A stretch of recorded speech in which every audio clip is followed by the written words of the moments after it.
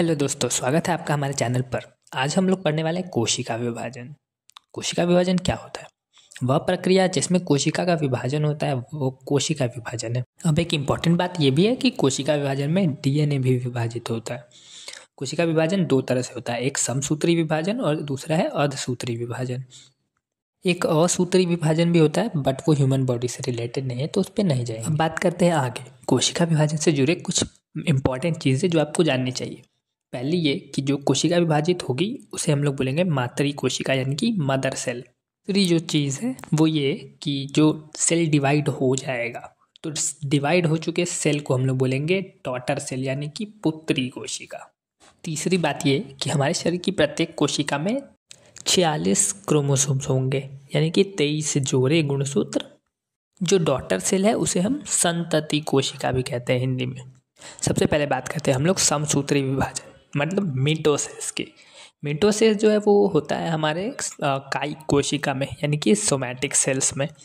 Mitosis जब होता है तो इसके जो सेल्स टूटते हैं उससे होता है बॉडी का ग्रोथ और घाव भरने में भी ये हेल्प करता है। मतलब घाव भरने के टाइम भी बॉडी में हमारे समसूत्री विभाजन ही होता है। बात करते हैं कि समसूत्री विभाजन कैसे होता है। इसमें एक सेल जो होता है उसके अंदर के 46 क्रोमोसोम्स होते हैं। तो ये जो सेल है वो डिवाइड होता है दो अलग अलग सेल्स में, और ये जो दो सेल्स टूटते हैं उनमें भी 46 क्रोमोसोम्स होते हैं। अब बात करते हैं दूसरे विभाजन यानी कि अर्धसूत्री विभाजन, जिसे हम लोग मियोसिस भी कहते हैं। अर्धसूत्री विभाजन जनन कोशिका में होता है।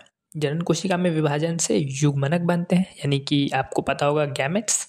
जो शुक्राणु और अंडाणु हैं यानी कि ओवम और स्पर्म, वो हमारे जनन कोशिका है। ठीक है, तो बात करते हैं कि मियोसिस होता कैसे। इसमें जो 46 क्रोमोसोम्स यानी कि गुणसूत्र वाले जो मदर सेल होगी वो टूटेगी 4 सेल्स में, छोटे छोटे 4 डॉटर सेल्स, जिसमें हर एक में 23 क्रोमोसोम्स होंगे। यहाँ 46 की जगह 23 क्रोमोसोम्स वाले 4 सेल्स में टूटेगा।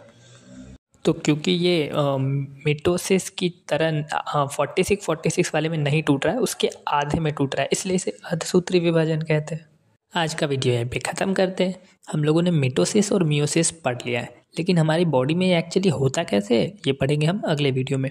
तो टारगेट करते हैं 100 व्यूज़ का। 100 व्यूज़ के बाद अगला वीडियो आ जाएगा, और अगर आपको कोई और टॉपिक पढ़ना है तो आप कमेंट कर सकते हैं।